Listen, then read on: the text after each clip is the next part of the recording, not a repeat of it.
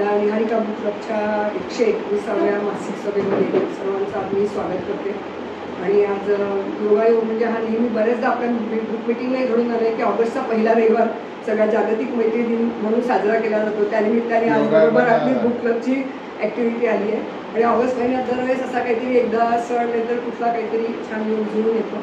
आज आपल्यात थोडे नवे असलेले पाहुणे म्हणावं त्यांना कधी मुलगा असा आहे म्हणायला केदार केसकर, श्रीधर खेडगेकर यांच्या ओळखीने आले. आम्हाला कोणाला खरंच परिचय नव्हता, म्हणून मी सुरुवातीला निमंत्रण देताना खूप हेजिटंट असते की आमचा खूप छोटासा ग्रुप आहे आणि खूप फॉर्मल, म्हणजे आपण मित्र एखाद्या भेटल्यावर गप्पा वस्ता मारतो आणि काय नवीन वाचलं आहे ते आजकाल फारच कमी वेळा विचारलं जातं.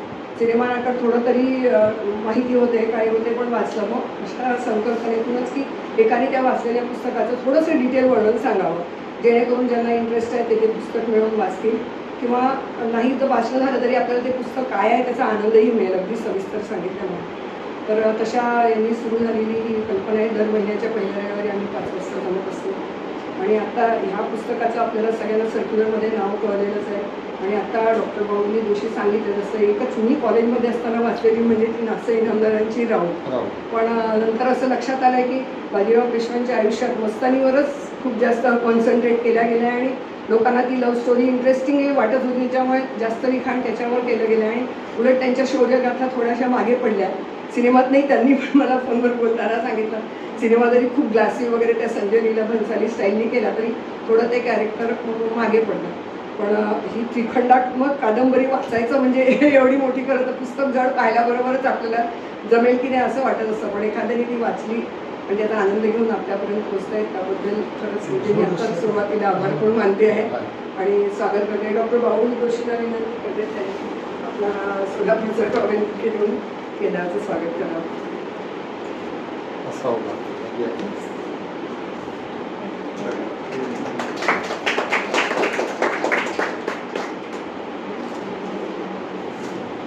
केदारनी सुरुवातीला 5 मिनिटं स्वतःची ओळख करून द्यावी.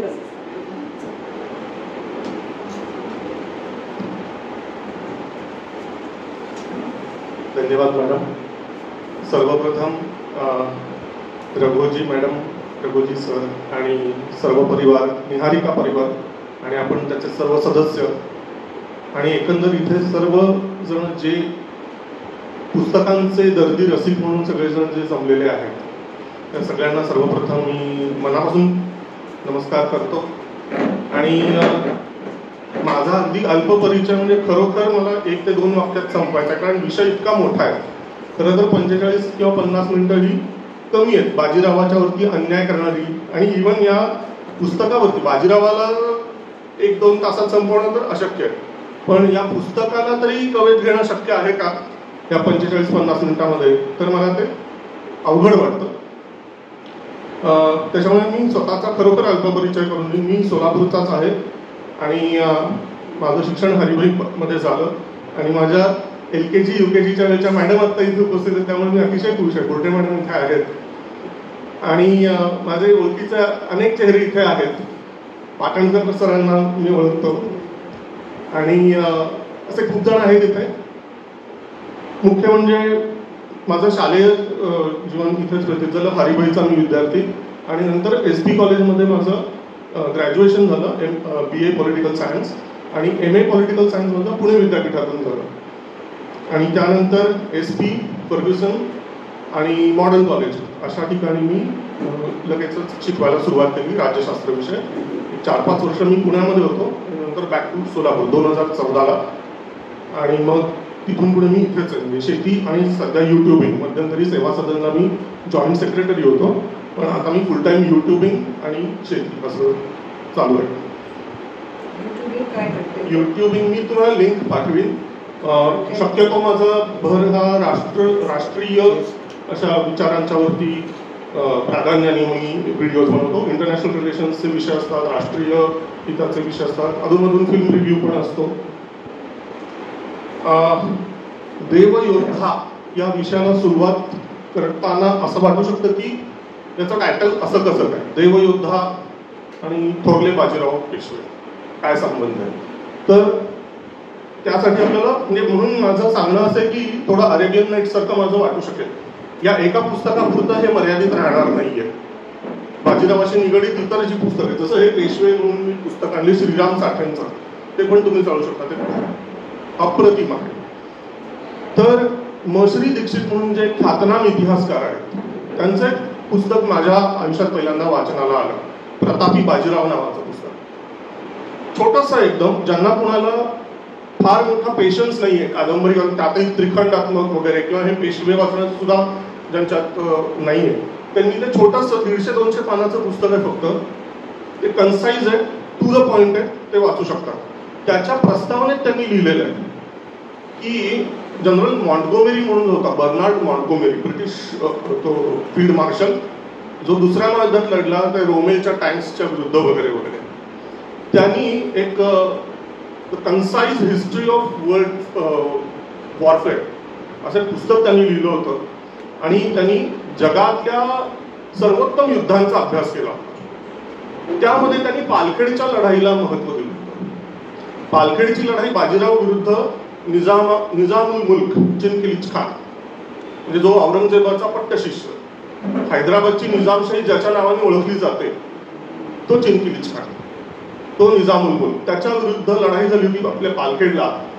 आणि तिथे ज्या पद्धतीने बाजीरावांनी त्याला चारी मुंड्या चित केलं की त्याला मास्टर स्ट्रोक हा शब्द आपण सध्या खूप ऐकतो, पण खऱ्या अर्थाने मास्टर स्ट्रोक आपल्या एकही रक्ताचा थेंब न सांडता शत्रू सैन्याला अक्षरशः दाती तृण धरायला लावणं ते बाजीरावांनी करून दाखवलं. आणि तेव्हा त्याच्याकडून कसल्याच अपेक्षा नव्हत्या, कारण he had to prove himself first. So ती गोष्ट त्यांनी पहिल्यांदा करून दाखवली की त्या लढाईला जनरल मॉन्टगोमेरीनी त्याच्या अभ्यासामध्ये स्थान दिलेलं आहे, ज्याचा अजूनही अभ्यास जगभरात सर्वत्र केला जातो असं म्हणतात. खूप जण चूक अशी करतात ज्यांना बाजीरावाच्या युद्धाच्या विषयी त्याचं तंत्र जे होतं ह्याचा जे लोक अभ्यास करतात त्यांच्याकडून चुकून एखादी चूक घडून जाते, ती म्हणजे ते तुलना नेपोलियनशी करतात. आणि ती करताना असं म्हणतात की भारतीय उपखंडातला किंवा आशियाचा नेपोलियन म्हणजे बाजीराव. हे अतिशय चुकीचं आहे, कारण काळाचा जर विचार केला तर नेपोलियन हा नंतरचा आहे, बाजीराव आधीचा. 1700 सालचा जन्म आहे बाजीरावांचा आणि उन्हापुढे 40 वर्षाचं आयुष्य आहे. 1740ला ते गेले सुद्धा. तर नेपोलियन हा कितीतरी नंतरचा आहे. त्याच्यामुळे उलटा नेपोलियनला म्हणायला पाहिजे की तो युरोपचा बाजीराव. आणि हे म्हणण्याच्या मागचं कारणही आहे, नुसतं पराक्रम गाजवलंय भरपूर दोघांच्या तुलना करता येऊ शकते म्हणूनच फक्त नाही, तर युद्ध तंत्रामध्ये सुद्धा कमालीचं साम्य. मग हे साम्य कसं येऊ शकतं? जो आधीचा असतो त्याच्याकडूनच नंतरच्याला येतं ना. आजोबाची कॉपी नातू करू शकतो, नातवाची कॉपी आजोबा, ते दोघं एकत्र हयात असतील तर शक्य आहे. असो. दुसरी गोष्ट, बाजीराव हे त्यांच्या आयुष्यात एकदाही हरले नाहीत, एकही युद्ध हरले नाही. बाजीराव नेपोलियन तर हरलेला आहे, ती वॉटरलूची लढाई तो हरलेला आहे आणि नंतर त्याची पाठवणी कारागृहात पण झालेली आहे, तिथंच तर मेलेला आहे. बाजीरावांच्या आयुष्यात नशिबाने असं काहीही घडलं नाही, त्यांच्या नशिबाने आणि आपल्या सुदैवानी. त्यांच्या बाबतीमध्ये सांगण्यासारख्या आणखीन अनेक जबरदस्त गोष्टी आहेत, त्यापैकी थोड्या मला सांगाव्याशा वाटतात. तुम्हाला या पुस्तकामध्ये वाचण्यासारखं बरंच आहे, सगळं डिटेल, म्हणजे कसे बाजीराव घडले, म्हणजे ही गोष्ट फक्त बाजीरावांची नाही आहे. ते बाजीराव कसे घडले, त्यांच्या आयुष्यात कोण कोण व्यक्तिमत्व होती ज्यांच्यामुळे बाजीरावांना बाजीराव होता आलं, अगदी त्यांचं नाव ठेवण्यापासून. कारण शक्यतो ब्राह्मणांच्या मध्ये बाजीराव हे नाव नसतं, निदान तोपर्यंत नव्हतं. बाजी प्रभू देशपांडे होते, पण बाजीराव हे लागलं की बदल होतो. अत्यंत विचारपूर्वक बाळाजी विश्वनाथांनी, म्हणजे त्यांचे वडील, यांनी ते नाव ठेवलं. इनफॅक्ट असंही म्हणतात की राधाबाईंनी, म्हणजे बाजीरावांच्या आईनी विचारलं सुद्धा, किंवा घरातल्या नातेवाईकांनी विचारलं सुद्धा, हो हे नाव काय ठेवायचं? तर Balaji Vishwanath was crystal clear की मला माझ्या मुलाकडून काय अपेक्षा आहेत. हे थोडंसं इच्छा लागण्यासारखं असं वाटू शकतं. अर्थात नाव ठेवलं याचा अर्थ असा नाही की पुढे जाऊन त्या मुलांनी ते आपले गुण सिद्धच करावेत. नशिबाने तशी साथ दिली बाजीरावांनी. अपेक्षा होत्या की हा एक जबरदस्त रणमर्द व्हावा, ही एक साधी अपेक्षा होती आणि त्यासाठी नाव पण तसं भारदस्त नाव ठेवायचं असं बाळाजी विश्वनाथांचं ची कल्पना होती. तर मगाशी मी म्हणत होतो त्या पद्धतीने बाजीरावांच्या आयुष्यामध्ये अशी काही व्यक्तिमत्व होऊन गेली, जसे की बाळाजी विश्वनाथ, आई राधाबाई हे त्यांच्या घरातले अतिशय महत्वाचे सदस्य, लक्ष्मणासारखा धाकटा भाऊ चिमाजी अप्पा आणि काशीबाई सुद्धा प्रथम पत्नी, आणि मस्तानी सुद्धा जिला मी द्वितीय पत्नीच म्हणणार, मी पण नाही अगदी स्वतः काका विधाते सुद्धा. जे जे लोक आजच्या काळातले बाजीरावांचे अभ्यासक आहेत ते मस्तानीला दुसरी पत्नी असंच म्हणतात. तो खरा म्हणजे दर्जा आहे. नंतर मध्यंतरीच्या काळातल्या किंवा त्या काळातल्या बाजीरावांच्या विरोधकांनी काहीही दूषण होते, पण मस्तानीचा ज्या पद्धतीने बाजीरावांशी विवाह झालेला होता तो उत्तर भारतातल्या खांडा राणी म्हणजे खांद्याच्या सोबत पहिल्यांदा लग्न लावून दिलं जातं. आणि मग दुसरी गोष्ट, ते असं नव्हतं की लव्ह आधी आणि मग मॅरेज नंतर, असं नव्हतं. It was marriage first then love. जर लव्ह असेलच तर ती खाजगी गोष्ट आपल्याला माहित नाही. हे मी अशासाठी म्हणतो की ते राजकीय लग्न होतं, राजकीय विवाह होता, कारण ती 16 सालांची मुलगी होती.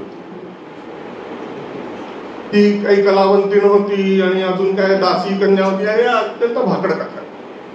या भाकड कथा आहेत, दंतकथा आहेत. ती 16 सालांच्या अनेक राण्या होत्या, त्यापैकी एका प्रणामी पंथी पत्नीची मुलगी.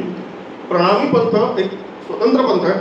मी त्याच्या खोलात आता जात नाही. तुमच्याकडे पुस्तकं आहेत, त्या पुस्तकातून तुम्हाला हे मिळवतं. ती आपण म्हणतो त्रिखंडात्मक, पण एक उपोद्घात म्हणून एक वेगळं पुस्तिकाच छापलेली आहे काका विधात्यांनी त्याच्याशी निगडीत, पूर्णपणे मस्तानीच्या संदर्भात त्यांनी ती पुस्तिका.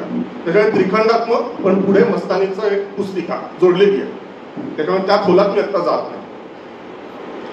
कमिंग बॅक टू बाजीराव, तर बाजीरावांनी त्यांच्या आयुष्यात त्यांच्याशी निगडीत ही जरी कुटुंबातली व्यक्तिमत्व, पण जेव्हा आपण छत्रपती शिवाजी महाराजांचा अभ्यास करतो तेव्हा आपल्याला लक्षात येतं की आपण तानाजी मालुसरेंच्या शिवाय, येसाजी कंक यांच्या शिवाय, बाजीप्रभू देशपांडे यांच्या शिवाय, अशा अनेक नररत्नांच्या शिवाय, बहिर्जी नाईक यांच्या शिवाय शिवाजी महाराजांचा इतिहास पूर्ण होऊच शकत नाही. त्या पद्धतीने म्हणजे एक टीमची आवश्यकता असते. तो नेता कितीही ग्रेट असेल, धोनीच्या जेव्हा आपण कौतुक करतो तेव्हा त्याला अख्ख्या टीमची काय साथ मिळालेली होती ते आपण विचारात घेतो. त्याच पद्धतीने बाजीरावांना साथ जी मिळाली होती ती त्यांच्या डावा आणि उजवा हात म्हणजे मल्हारराव होळकर आणि राणोजी शिंदे. खूप इंटरेस्टिंग त्यांचं आयुष्य आहे. आज मल्हारराव होळकरांच्या घराण्यातल्या एका व्यक्तीला आपण ओळखतो ते म्हणजे अहिल्याबाई होळकर. आज त्या अंशरूपाने आपल्यामध्ये आहेत. होळकरांचे वंशज आजही आहेत असं म्हणतात. म्हणजे माहिती नाही मला, ते कधी बघण्यात नाही आलं. मध्यंतरी मल्हारराव होळकर यांच्यावरती एक जीवनचरित्र प्रकाशित झालं होतं. आपल्या इथे सोलापुरातच तो कार्यक्रम पार पडलेला होता. त्यावेळेला होळकरांचे सध्याचे जे वंशज ते आलेले होते, पण ते म्हणजे कुठल्या म्हणजे maternal side paternal side exactly मला ते माहिती नाही, पण ते आलेले होते. शिंदेचे वंशज, राणोजी शिंदेचे वंशज, म्हणजे राणोजी एक फेमस, त्यांच्यानंतरचे फेमस म्हणजे महादजी शिंदे. मग आपल्या काही अनेक वर्षांपूर्वी द ग्रेट मराठा म्हणून एक सिरियल होती, ती पण बऱ्यापैकी अशी चित्रविचित्र सिरियल होती. कितपत ती इतिहासाला धरून होती मला माहित नाही, कारण मी तेव्हा खूप लहान होतो. पण सध्याच्या काळामध्ये जर विचार केला तर ज्योतिरादित्य सिंधिया, ते सिंधिया म्हणजे शिंदे, ते त्यांच्याच वंशात. आता अनेक त्या गोष्टी म्हणजे ती लाईन कितपत प्युअर आहे आपल्याला माहित नाही. दत्तक हे ते वगैरे आजच्या काळातले पेशवे त्याच्यात सुद्धा किती दत्तक आहेत आपल्याला काहीच माहिती नाही. भोसल्यांच्यात सुद्धा तोच विषय आहे. तर या अनेक सहकार्यांचं सुद्धा खूप मोठं योगदान आहे. पुरंदरे घराण्याचं खूप मोठं योगदान आहे. अंबाजी पंत पुरंदरे असतील, महादजी पुरंदरे असतील, कारण त्यांच्याशिवाय पेशवे हे सासवडला स्थायिकच होऊ शकले नसते. आता इथं सासवडचा विषय निघतोय, सांगायला पाहिजे, अत्यंत आवश्यक आहे पुरंदर यांच्या संदर्भातला उल्लेख, की जर शक्य झालं तर एकदा सासवडला जाऊन या. अतिशय रमणीय आहे, प्रचंड सुंदर सुंदर तिथे मंदिरं आहेत, जुनी जुनी पेशवेकालीन किंवा त्याही आधीची मंदिरं तिथे आहेत. ते सूर्यनिरागस हो गाण्याचं शूटिंग पण तिथल्याच एका शिवालयात झालेलं आहे. तिथे एक काळावाडा म्हणून होता, आता तो सध्या कुठे मला लक्षात नाही आलं, मी ते बघितलं मला लक्षात नाही आलं, पण तो असं म्हणतात की पुरंदरेंचा जो वाडा होता त्याच्या जवळच. पुरंदरेंचा वाडा सध्या मी जो काही बघून आलो तेव्हा अतिशय तो भग्नावस्थेत होता, पण अजूनही त्याचा तो दरवाजा थोडंसं स्ट्रक्चर बघायला मिळतं. ते अशासाठी बघून यायचं. मी एका ठिकाणी वाचलं होतं, एक पुस्तक आहे खास राधाबाईंच्या जीवनावरचं. राधाबाई म्हणजे आपल्या बाजीरावांची आई. त्याच्यामध्ये असं वाक्य येऊन गेलेलं आहे की राधाबाईंचं एक स्वप्न होतं. त्या जेव्हा सासवडला मुक्कामाला आल्या, मूळच्या कोकणातल्या बर्वे कुटुंबातल्या मूळच्या, आणि त्या जेव्हा सासवडला आल्या आणि पुरंदरेंच्या काही काळ पुरंदरेंच्या वाड्यात राहायला लागल्या, नंतर काळावाडा पेशव्यांचा तिथे स्थायिक झाल्या. रोज उठून त्यांना तो पुरंदरेंचा वाडा दिसायचा. पुरंदरे आणि आता आपल्याला वाटतं पेशवे हेच उपनाम आहे, खरं म्हणजे भट आडनाव आहे, मूळचं भट आडनाव. तर हे भट आणि ते रोज सकाळी उठल्यानंतर पुरंदरेंचा वाडा दिसायचा. अतिशय भव्य वाडा होता. त्या गावाच्या मानाने विचार केला तर गावाच्या पंचक्रोशीतून कुठूनही उभं राहिलं तरी तो वाडा असा नजरेत भरायचा. या दोन्ही कुटुंबांमध्ये अतिशय चांगले ऋणानुबंध, चांगले संबंध होते, पण तरी सुद्धा एक पद्धतीची ज्याला म्हणतो ना आपण पॉझिटिव्ह कॉम्पिटिशन, एक पॉझिटिव्ह ईर्षा अशी एक राधाबाईंच्या मनात होती की आपलं खानदान सुद्धा एक दिवस असा यावा, आपण स्वराज्याच्या साठी काहीतरी भव्य दिव्य आपल्या खानदानातल्या लोकांनी करून दाखवावं आणि आपलाही वाडा असाच छान व्हावा. आणि तो कसा व्हावा? पुरंदरेंच्या वाड्यासारखा व्हावा. आपण शनिवार वाडा नक्की पाहिलेला असेल, पण त्याची प्रेरणा काय असेल? ती जी राधाबाईंच्या मनातली जी प्रेरणा होती ती लक्षात घ्यायची असेल तर एकदा पुरंदरे वाड्याला भेट देऊन यायला पाहिजे. तसं म्हणलं तर आज शनिवार वाडा सुद्धा भग्न अवस्थेतच आहे.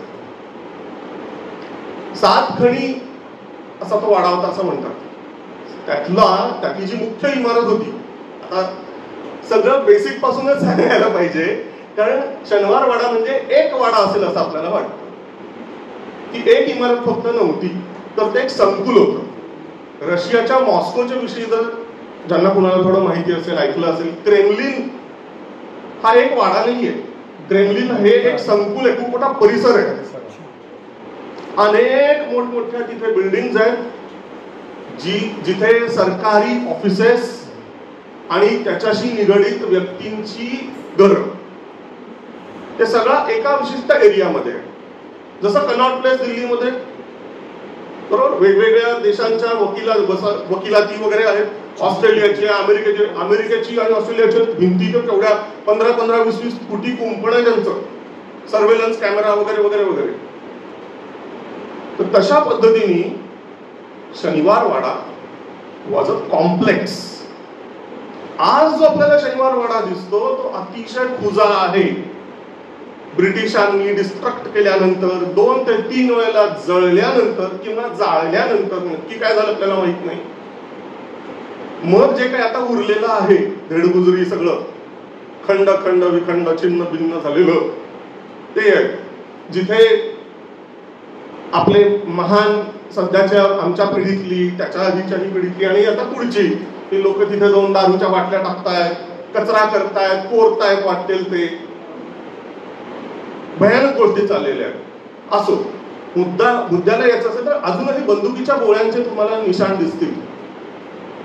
सकाळ प्रिंटिंग प्रेसच्या बाजूने जर तुम्ही यायला लागलात दरवाजाच्या दिशेला तर तुम्हाला अजूनही तिथे भोकं दिसतील. ती आहेत बंदुकी टाकलेली.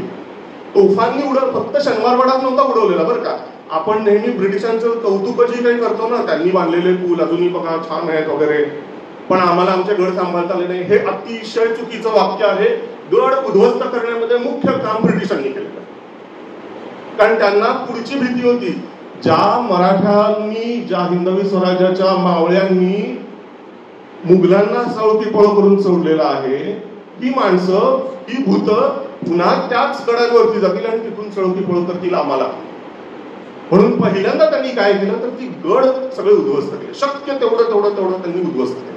तोफा दागून उद्ध्वस्त केलं. फक्त शनिवारवाडा नाही उद्ध्वस्त केला. असो, तर 7 खडी बिल्डिंग होती, म्हणजे 7 मजले अशी एक बिल्डिंग त्याच्यात होती. त्या 7व्या मजल्यावरती जी गच्ची होती तिथं होती मेघडंबरी, जिथून अख्खा पुण्याचं दर्शन घेता येत होतं. कारण तेवढी उंच बिल्डिंगच नव्हती तिथे. आता काय सगळं मॅनहॅटन फक्त व्हायचं बाकी राहिलेलं आहे, पण त्या काळात त्याचा अप्रूप होतं लोकांना. तिथून म्हणे पर्वती दिसायची, तिथून देहू आळंदी दिसायची. आणखीन एक गोष्ट, तिथे अनेक कारंजी होती त्या सगळ्या परिसरामध्ये. अनेक कारंजी, अनेक महाल. आज फक्त गणेश हॉल दिसतो, गणेश दरबार म्हणायचं. ते सगळे जे ब्रिटिश वकील म्हणजे ऍडव्होकेट्स नाही, वकील म्हणजे राजदूत, अँबॅसेडर्स, त्यांनी वर्णनं लिहून ठेवलेली आहेत. तो गणेश हॉल वगैरे जो होता ते एक मंदिर नव्हतं, अनेक मंदिरं होती. ते ही आहे, अनेक कारंजी होती. त्यापैकी एक विशेष कारंज होतं, त्याचं नाव होतं हजारी कारंजा. असं म्हटलं जातं की सहस्त्र छिद्र होती त्याच्यात, 1000 छिद्र, ज्याच्यातून ते पाणी येणार आणि सुंदर ते दिसायचं. वर्णन असं केलं जातं की व्हिएन्नात सुद्धा त्या काळात तसं कारंज नव्हतं. शनिवारवाड्याच्या वरती अर्धा तास बोलता येईल ऍक्च्युली, पण मी रोखतोय स्वतःला. आणखीन इंटरेस्टिंग गोष्ट म्हणजे आज पुण्यामध्ये सारसबाग आहे, मोदी बाग आहे, तुळशी बाग आहे. अनेक या नावांमध्ये बाग कुठून आहे तर असं म्हटलं जातं जवळजवळ पुण्यात 32 बागा होत्या. बाग म्हणताना प्लीज एक लक्षात घ्या, जॅपनीज पद्धतीची किंवा आधुनिक वेस्टर्न पद्धतीच्या पुरट्या छोट्या झुडपांच्या बागा नाहीत, जिथे की हिरवळ आहे, खाली लॉन आहे वगैरे आणि लँडस्केपिंग छान पद्धतीने केले. तशा नाही, आपल्या देशी पद्धतीच्या आपली सौंदर्य दृष्टी असलेल्या बागा, ज्याच्यात मोठमोठे विशाल वृक्ष पण असतील, छोटी फुलांची झाडं पण असतील. 32, आणि हे नानासाहेब फडणवीसांच्या काळातले रेकॉर्ड्स आहेत. 32 बागा. त्याच्या आधी किती असतील माहित नाही. पुढे इंग्रजांच्या काळात त्या कमी कमी होत गेल्या. आज जिथे एसपी कॉलेज आहे तिथे एक बाग होती. तो सगळा एरिया, एसपी कॉलेज काय, सर परशुराम भाऊ म्हणजे ते कोण, पंतप्रतिनिधी, त्यांची जी जमीन आहे ती त्यांनी दिली जमखिंडीची. Yes, correct. त्या परिसरात म्हणजे आज सदाशिव पेठ आणि एसपी कॉलेज जिथे आहे तिथे बाग होती मोठीच्या मोठी. अशा अनेक बागा. सारसबाग जी दिसते आज ती अतिशय छोटी आहे, खूप मोठा परिसर होता. तुळशीबाग म्हणजे तुळशीबाग वाले हे जे आडनाव आहे ना, ते काय आहे ते नाव, तर त्यांनी तुळशीबाग वसवली. अतिशय मोठी होती ती सुद्धा. प्रामुख्याने तिथे तुळशीची झाड होती, वेगवेगळे प्रकार होते तुळशीचे. आपण लिचीचे प्रोडक्ट्स घेत असाल, नानासाहेब फडणवीसांच्या कागदपत्रांमध्ये उल्लेख आहे, लिचीची फळझाडं आपल्याकडे होती. आता संशोधन करायला पाहिजे, लिची इथून तिथे गेली का तिथून इथे, एवढंच फक्त राहिलंय. अनेक गोष्टी आपल्या लोकांनी बाकी सोडा. नानासाहेब फडणवीसांचे प्लॅन्स काय काय होते तर व्यापाऱ्यांच्या बरोबर आपले म्हणजे युरोपीय व्यापाऱ्यांच्या बरोबर आपले छान व्यापार चालत होते. तर त्यांचा हाही एक प्रयत्न होता, त्यांची डिमांड होती युरोपियन्सची की ईज ऑफ ट्रेड ज्याला म्हणतो ना आपण, तर त्यासाठीचे आपले काही जॉईंट बैठका व्हायला पाहिजेत. हे नानासाहेब फडणवीसांनी लिहून ठेवलेलं आहे. पत्रव्यवहार झालेला आहे तसा. ईज ऑफ ट्रेड व्हायचं असेल तर काय काय करायला लागणार आहे व्यवस्थित वर्णन आहे. किंवा काशीला एक घाट, एक पूल आहे, तो त्यांनी बांधून घेतला नानासाहेब फडणवीसांनी. ही एवढी आपण घाशीराम कोतवालसारखी नाटकं बघतो, एका विचित्र नॅरो माइंडेड ब्रिटिश प्रॉपोगँडाला बळी पडून तयार झाली. विजय तेंडुलकर महान असतील, पण ज्या आधारावर ते लिखाण झालेलं आहे ते आधारच फॉल्सिफाईड आहे. प्रॉपोगँडा, नरेटिव्ह म्हणतो ना, त्याच्यातनं तयार झालेली ती कलाकृती. असो, त्यातले कलाकार महान आहेत, डिरेक्टर महान आहेत, सगळेच महान आहेत. असो, मूळ मुद्द्याला यायचं झालं तर हे सगळं पुढे जे काही करता आलं ना पुढच्यांना, ते कुणामुळे, बाजीरावांच्यामुळे. नानासाहेब पेशवे म्हणजे 1857 वाले नाही, तर बाजीरावांचा पुत्र, थोरला पुत्र नानासाहेब पेशवे, राघोबांचा मोठा भाऊ. नानासाहेब पेशवेंच्या काळामध्ये असं म्हटलं जातं, भारताच्या, सध्याच्या भारताच्या किंवा अखंड हिंदुस्थानच्या, म्हणून सध्याचा भारत कशाला, अखंड हिंदुस्थानच्या 70% भूभाग आपल्या ताब्यात आलेला होता. आपलं कंट्रोल, डायरेक्ट कंट्रोल आपला सुरू झालेला होता. आपल्या मराठी म्हण जी आता आहे ना, अटके पार झेंडे, ते अटक कुठे आहे तर पाकिस्तान आणि अफगाणिस्तानच्या बॉर्डरवरती असलेलं गाव आहे शेवटचं.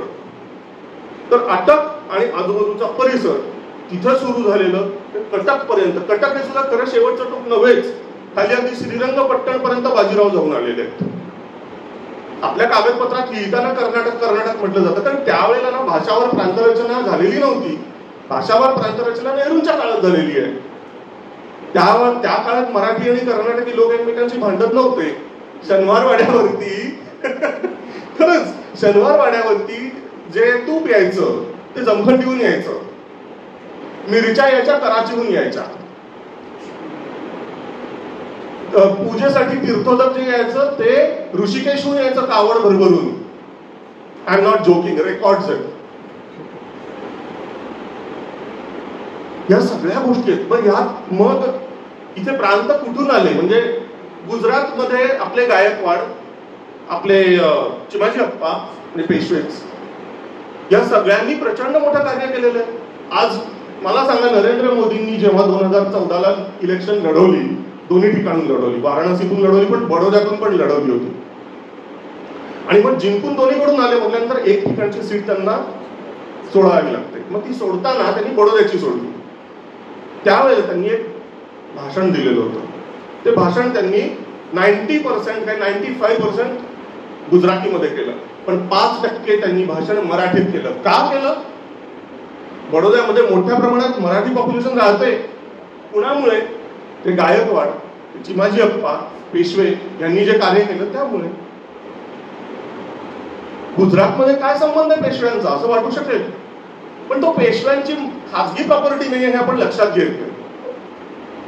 होळकर उज्जैनीला त्यांना ठेवण्यात आलं, आणि वरती जिथे तुमचं ग्वाल्हेर वगैरे तिथे शिंदेना ठेवलं, राणोजी शिंदेना कायमस्वरूपी मुक्कामी राहा म्हणून बाजीराव पेशव्यांनी सांगितलं. उज्जैनला म्हणजे मध्य प्रदेश, ज्याला पूर्वी माळवा असं म्हणत होते, माळवा आणि मावळा याच्यात गल्लत करू नका. मावळा म्हणजे 12 मावळ, पुण्यातले 12 मावळ, तिथले जे लोक ते मावळे. त्याच्यामुळे टिपिकल भौगोलिक व्याख्येने जर बघायला गेलं तर मावळे फक्त पुणे जिल्ह्यातलेच, तेही फक्त 12 मावळातलेच, ते खरे मावळे. पुढे पुढे ती व्याख्या जनरलाइज्ड झाली. जे जे हिंदवी स्वराज्यासाठी लढणार झुंजणार त्या सर्व सैनिकांना पुढे मावळा हा शब्द बनला. पण माळवा म्हणजे काय तर मध्य प्रदेश आणि आपला थोडासा खानदेशचा काही भाग, सध्याच्या खानदेशचा आणि सध्याच्या मध्य प्रदेशचा काही भाग. तर त्या माळवा प्रांताच्या तिथे एक अभेद्य तटबंदी निर्माण व्हावी. नर्मदेच्या पार तिथून उत्तरेतून आपल्याकडे 6 सुभे दख्खन म्हणजे नर्मदेच्या खालचा सबंध प्रदेश जो काही आहे त्याच्यावरती उत्तरेतून कुठलाही आक्रमण व्हायलाच नको, त्याच्यासाठी एक तटबंदी तयार करून टाकली. स्ट्रॅटेजिक थिंकिंग करून बाजीरावांनी, ती म्हणजे गुजरातला चिमाजी अप्पा आणि आपले गायकवाड यांनी लक्ष द्यायचं, उज्जैनला होळकरांनी लक्ष द्यायचं, आणि वरती थेट दिल्लीच्या काळजात रुतेल सतत त्यांच्यावरती एक असं खनपटीला गन ठेवल्यासारखं ते म्हणजे शिंदे, राणोजी शिंदे. आणि खरोखर तुम्हाला लक्षात येईल. बरं, दुसरी गोष्ट, नागपूरकर भोसले ते नागपूरला होते, त्यांचं आणि पेशव्यांचं पटक नव्हतं वगैरे, तो भाग द्या सोडून, पण त्यांचा जो मंत्री होता तोही अतिशय लढवय्या शूर होता. त्याचा दाब सगळा ओरिसा आणि बंगालवरती चालायचा. इनामजी बेडेकरांनी लिहून ठेवलेलं आहे झंझावात नावाच्या पुस्तकामध्ये. आजही कोलकातामध्ये मराठा डिच म्हणून एक आहे. का तर मराठा आक्रमक तिथे जाऊन त्यांनी खंडणी नकोय म्हणायला, खरं चौथाई आणि सरदेशमुखी म्हणजे टॅक्स कलेक्शन लिगल ती गोळा करण्यासाठी आपल्या सैनिकांनी तिथे जाऊ नये, तिथे काहीतरी प्रॉब्लेम व्हावा, त्यांना अटकाव व्हावा म्हणून खंदक खणून ठेवला मोठाच्या मोठा. तिथल्या लोकल व्यापाऱ्यांनी तिथल्या नवाबाला हाताशी धरून त्याचं नाव ठेवलंच मराठा डिच, अजूनही आहे तिथे. ही खंडणी नव्हती, चौथाई सरदेशमुखीचे आपल्याला मिळालेले ऍक्च्युअल अधिकार होते, सनदा होत्या. त्या कुणाकडून मिळाल्या? त्या कुणी आपल्याला अशा बहाल केलेल्या नव्हत्या. म्हणणारे लिहिणारे वाटेल ते लिहितील की मुघलांनी आपल्यावरती उपकार केले, त्यांनी आपल्याला काय येते ऍक्च्युअली टॅक्स कलेक्शन करण्याचे अधिकार आपल्याला देऊन टाकले. राज्य नाममात्र बादशहाच, पण प्रत्यक्षात टॅक्स कलेक्शनचे अधिकार कोणाला? आपल्याला, मराठ्यांना, हिंदवी स्वराज्याला. ते त्यांना का द्यावं सांगतं? कोण स्वतः सुखासुखी असं दिलं? ते त्यांच्याकडून काढून घेतलेत. आणि हे कार्य, हे जबरदस्त कार्य कुणी केलंय? बाळाजी विश्वनाथांनी 1719 साली. आणि हे करताना एका बादशाला खलास व्हावं लागलं. सत्ता संघर्षाचा बाप झालाय तो. पहिल्यांदा महाराष्ट्रातली ही आपली घोडदळ 25,000पेक्षा जास्त एकत्रित, खंडेराव दाभाडे असतील, 19 वर्षाचा नुकताच तारुण्यात शिरलेला बाजीराव असेल, नुकतंच सरदार पद मिळालेला, स्वतः बाळाजी विश्वनाथ या सगळ्यांचं नेतृत्व करणारे सगळे मराठे वीर हे सय्यद बंधूंच्या सोबतीने दिल्लीला गेले. जवळजवळ 1 महिनाभर तिथे होते, मुक्कामीच. तिथे चकमक झाली, अनेक गोष्टी झाल्या. सय्यद बंधूंनी आश्वासन दिलं होतं, आपण दिल्ली दरबारातल्या इंटरनल पॉलिटिक्सचा आपण फायदा करून घेतो. सय्यद बंधू हे इराणी पक्षाचे आणि त्यांचे विरोधक हे तुराणी पक्षाचे. तुराणी म्हणजे टर्किश. आजही तुम्ही बघा, इराण वर्सेस टर्किश हे त्यांच्यातली इंटरनल ड्रिफ्ट आहे. आजही इस्लामी जगतामध्ये 4 महत्वाचे आधारस्तंभ आहेत: टर्किश, इराणियन, सौदी अरेबियन आणि इजिप्त. हे 5 कंपनी त्यांचा एकमेकाशी पटत नाही. ती रिफ्ट अजूनही आहे. ती तेव्हाही दिल्लीत चालत होती, त्याचा उपयोग आपण करून घेतला. तिथं फर्रुखसियर बादशाह जो होता, त्यात रिमोट कंट्रोल सय्यद बंधूंच्या हाती होता, पण बसला होता फर्रुखसियर. त्यांनी विरोध केला, मी सनदा देणार नाही असं त्यांनी सांगितलं. ठीक आहे म्हणले. सय्यद बंधूंनी आपली सगळ्यांची फौज घेतली, स्वतः बाळाजी विश्वनाथ दिल्लीमध्ये गेलो आपण. फर्रुखसियर ऐकत नाही म्हटल्यानंतर दिल्लीच्या त्या बादशहाला तख्तावरून खेचून काढलं सय्यद बंधूंनी. आपण स्वतः आपलं रक्त म्हणजे तलवारीचं पाता आपण लाल केलं नाही नशिबाने. सय्यद बंधूंनीच त्याचे डोळे काढले, त्याला टाकलं तुरुंगात आणि ठार केलं. त्या जागी दुसरा बादशाह बसवला. त्या नवीन बसलेल्या बादशाहानी गुमान 3 सनदा दिल्या आपल्याला. पहिली सनद, शिवरायांनी स्थापन केलेलं स्वराज्य हे छत्रपती थोरले शाहूराजे यांचं. छत्रपती थोरले शाहूराजे, कोल्हापूरचे शाहूराजे नाही जे ब्रिटिश काळातले, हे सातारचे शाहूराजे. पहिली गोष्ट. दुसरं महत्वाचं सनद म्हणजे सरदेशमुखी, म्हणजे 6 सुभे दख्खन जे आहे नर्मदेच्या खालचं, त्याची सरदेशमुखी ही शाहूची, थोरले शाहूराजा म्हणजे हिंदवी स्वराज्याची. आणि तिसरी सनद चौथाई म्हणजे टॅक्स कलेक्शन गोळा करण्याचे अधिकार हे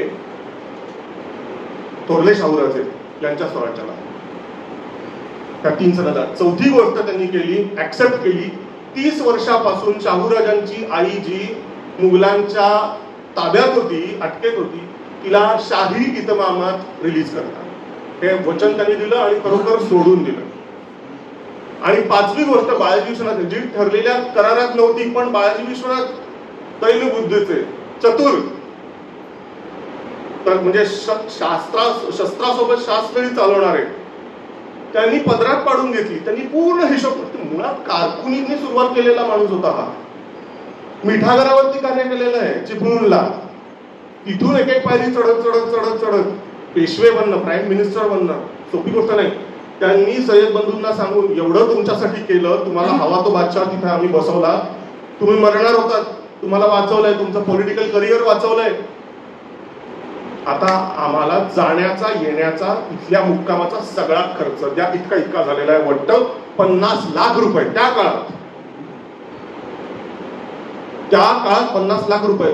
एक लक्षात घ्या, आज जेव्हा आपण म्हणतो $1 किंवा 1 पाऊंड म्हणजे 80 रुपये किंवा 100 रुपये वगैरे वगैरे, फार लांब जायची गरज नाहीये. नानासाहेब पेशव्यांच्या काळामध्ये किंवा अगदी सोडा सवाई माधवराव पेशव्यांच्या काळामध्ये 1 रुपया म्हणजे किती पाऊंड असं गणित केलं जात होतं. जवळजवळ मी जर चुकत नसेल तर 27 पाऊंड लागायचे 1 रुपयासाठी. टेबल्स वर कम्प्लिटली टर्न. अशा त्या 50 लाख रुपयांची मागणी केली बाळाजी विश्वनाथांनी. आणि का करेक्ट आहे, एक घोडा आणि त्याच्यावरचा घोडसवार, रोजमुऱ्याचा खर्च, चारा, दाणापाणी सगळी व्यवस्था करायची, अख्खं छावणी इथून तिथे न्यायची, लॉजिस्टिक्स, शस्त्रास्त्र, त्याचा मेंटेनन्स, 1 महिना तिथे वर जाणं येणे खर्च, सगळी नुकसान भरपाई, 50 लाख पदरात काढून घेतले. आता आपल्याला वाटत असेल येऊन जाऊन काय, हा तर छत्रपतींचा सेवक, समुद्रातले 4 थेंब आपल्या खिशात गेले आणि समुद्र थोडा ना रिता होणार आहे. ओम पूर्णमद पूर्णमिदं पूर्णात् पूर्णमुदच्यते पूर्णस्य पूर्णमादाय पूर्णमेवावशिष्यते. समुद्र काही रिता होत नाही आणि त्यातनं काढलेलं घडाघड ते पाणी ते सुद्धा काही पूर्णत्वाचा अंश असतो. म्हणजे आपण ज्याला आजच्या काळात भ्रष्टाचार म्हणतो, तो इझिली खपून गेला असता ना. 50 लाखांना 1 लाखभर बाजूला काढले असतं तर काय झालं असतं.